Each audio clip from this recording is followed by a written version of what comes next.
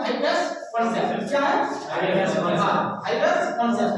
हाईवेस्ट concept जो है सबसे पहले ये जापान में इसका प्रयोग होता था। कहां होता था? जापान में। मतलब इसका हाईवेस्ट का जो उत्पत्ति हुआ जापान से ही हुआ है। ठीक है, इस नियम को फॉलो कौन करता था? जापान वाला।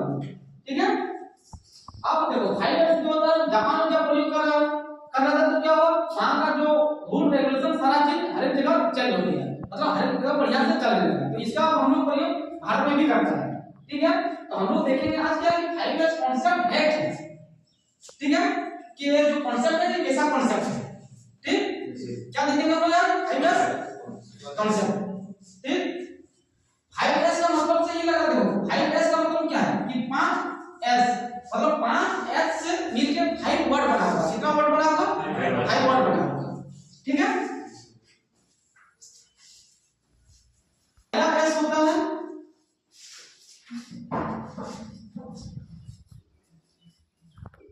हाईवेस्ट का जो पहला S होता है शॉर्ट होता है। क्या होता है? शॉर्ट। शॉर्ट का मतलब हो गया, इसका हिंदी क्या हो गया? छंटाई। क्या हो गया? छंटाई। कहीं भी इंडस्ट्रियल एरिया में सबसे पहले क्या करना चाहिए? हाईवेस्ट का पहला S का प्रयोग करना चाहिए। उसका पहला S का मतलब क्या हो गया? शॉर्ट, मतलब छटाई। कोई भी वर्कशॉप में या फिर किचन रूम में कहीं भी वेस्टेज जो मटेरियल होता है उसको सबसे पहले छाड़ देना चाहिए। जैसे हम लोग आईटीआई कर रहे हैं, हम लोग वर्कशॉप से रिलेटेड ही बात करेंगे, है कि नहीं? तो सबसे पहले जैसे हम लोग वर्कशॉप में जैसे हम लोग काम करते हैं, क्या करते हैं? प्रैक्टिकल करते हैं।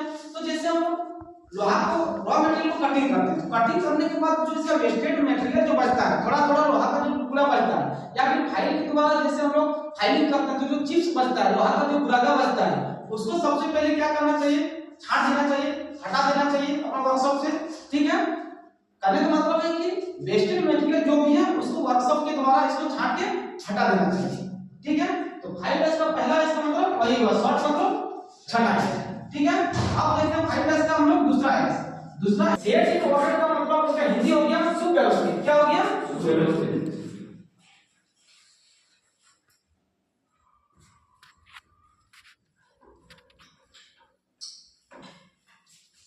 सुव्यवस्थित मतलब दूसरा S का मतलब क्या? Set in order. हिंदी हो गया इसका सुव्यवस्थित। मतलब वर्कशॉप में जैसे हम लोग टूल्स को रखेंगे तो क्या सबका एक अपना अपना जगह होना चाहिए। सुव्यवस्थित का मतलब क्या हो गया? सबका अपना अपना एक जगह होना चाहिए। मतलब फाइल का एक अलग जगह होना चाहिए, हैमर का एक अलग जगह होना चाहिए, चीजर का एक अलग जगह होना चाहिए, हेक्सा का एक अलग जगह होना चाहिए।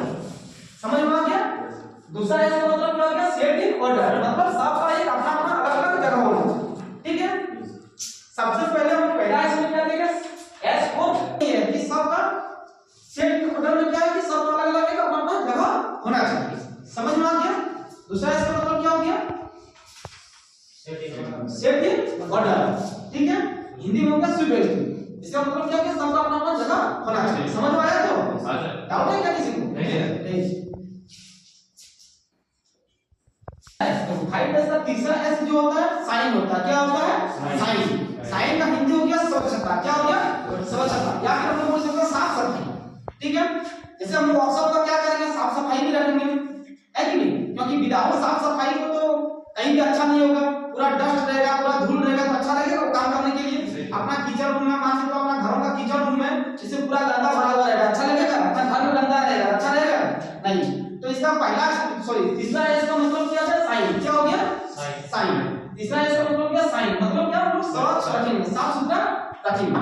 ठीक है, समझ में आ गया? तीसरा S का मतलब क्या होता है? साइन।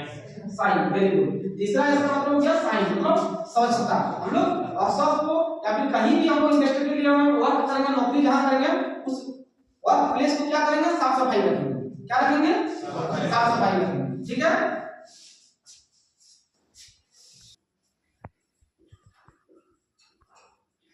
स्टैंडर्डाइज इसका हिंदी होता है मानकीकरण। क्या होता है?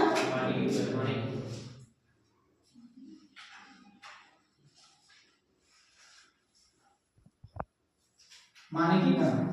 तो चौथा इसका मतलब होता है स्टैंडर्डाइज मानकीकरण। इसमें क्या होता है कि जैसे सबका अपना अपना जगह तो होना ही चाहिए और उसका साथ साथ में क्या होना चाहिए? इसका एक नाम भी होना चाहिए। नाम किसका होना चाहिए? तो कॉलम के साथ साथ अपना नाम होना चाहिए। जैसे हम लोग एक यहाँ फाइल रख सकते हैं। क्या रख सकते हैं हम लोग? फाइल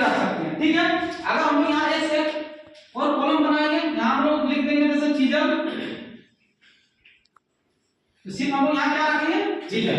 जैसे तुमने देखा होगा सीएसपी दुकान में, ऑनलाइन वाला दुकान सब में लिखा रहता कॉलम में रेसिडेंटल, तो कास्ट, इनकम, इस सब का कॉलम क्यों रखा जाता है? क्योंकि कॉलम बना कर रखा था कि कभी भी कास्ट का जरूरत पड़ा, कास्ट का कोई डॉक्यूमेंट का तो कास्ट से निकाल लेगा।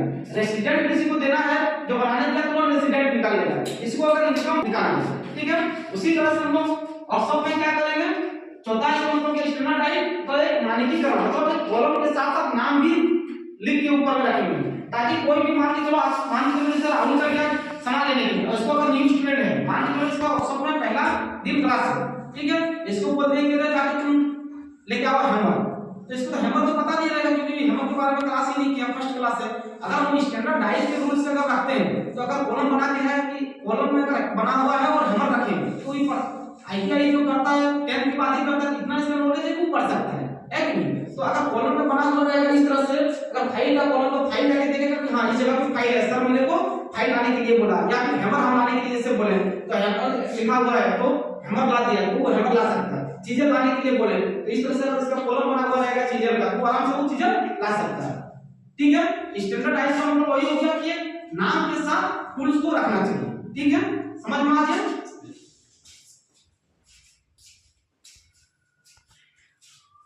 हम लोग 4 एस पढ़ लिए, अब देखेंगे हम लोग 5वां एस। 5वां एस का मतलब हो गया सस्टेन।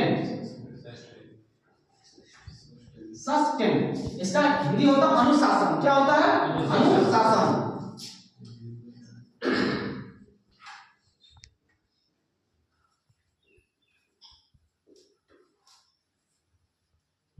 अनुशासन। देखो 5वां एस जो होता है सस्टेन, इसका हिंदी हो गया अनुशासन। जो हम लोग 5 एस में से जो 4